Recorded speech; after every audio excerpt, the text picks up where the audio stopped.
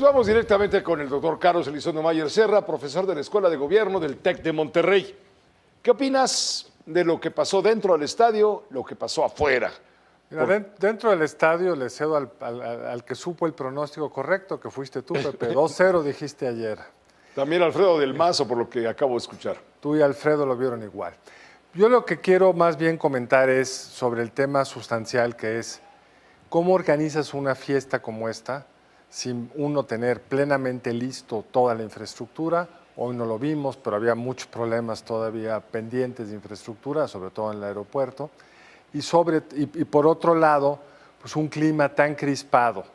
Y creo que hay que empezar con la manifestación que me parece más importante y que me sorprendió, pues, que fue la que más conflicto generó con los asistentes al estadio, que entiendo perfectamente la posición de los asistentes, que es la de las madres buscadoras.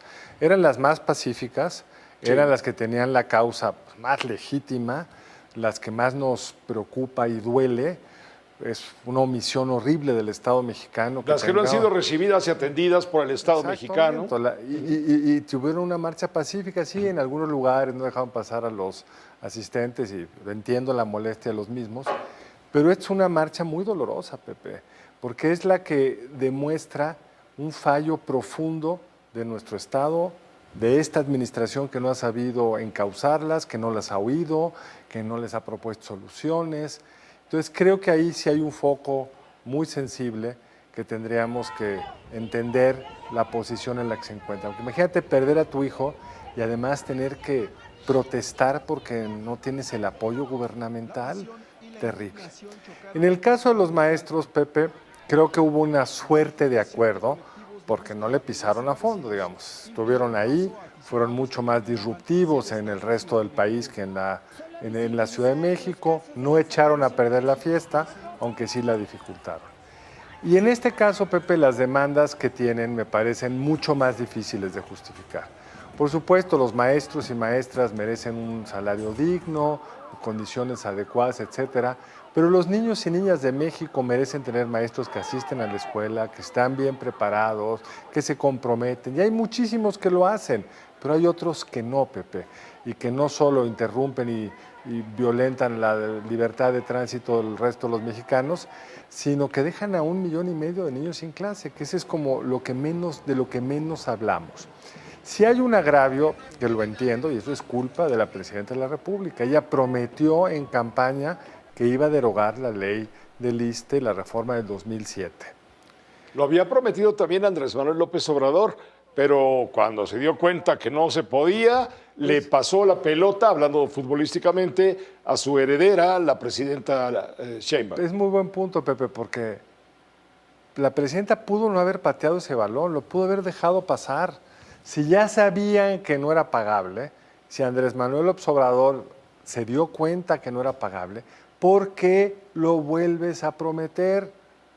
Porque esta cosa que este dicho mexicano de que prometer no cuesta, lo que cuesta es cumplir. No, prometer sí cuesta aunque no cumplas, porque hay un agravio legítimo.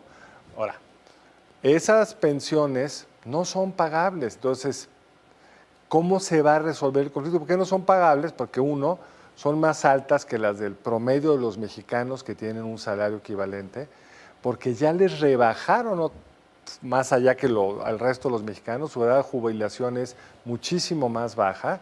Y tercero, pues porque hay un envejecimiento de todo el país, incluidos los maestros, donde cada vez hay más maestros jubilados y menos maestros en activo.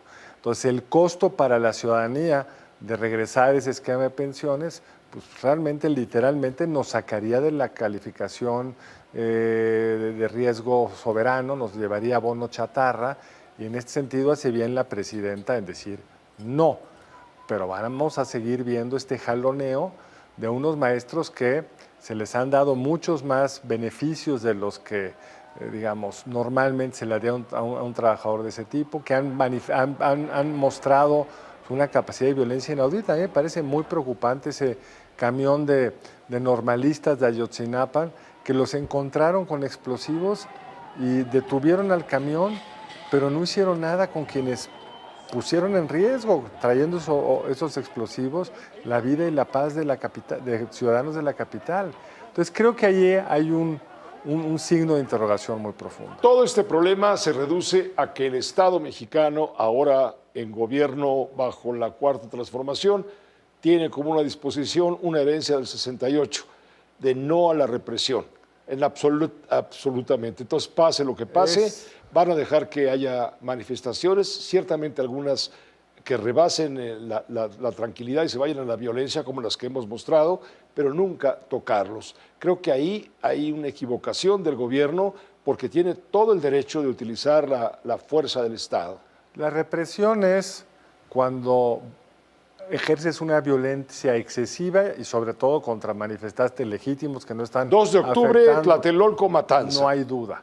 Pero en este caso, Pepe, y ese era el tercer grupo de manifestantes, los jóvenes, que yo nunca entendí de qué protestaban, y más aún los universitarios. Sí, los universitarios, y más aún los anarquistas, el bloque negro. El bloque negro, que van a destruir, y ante los ojos de la policía destruyen, golpean, y no hay detenidos cuando lo estamos viendo ante las cámaras de televisión. Y eso, por supuesto, no es represión, eso es mantener el orden y la paz pública.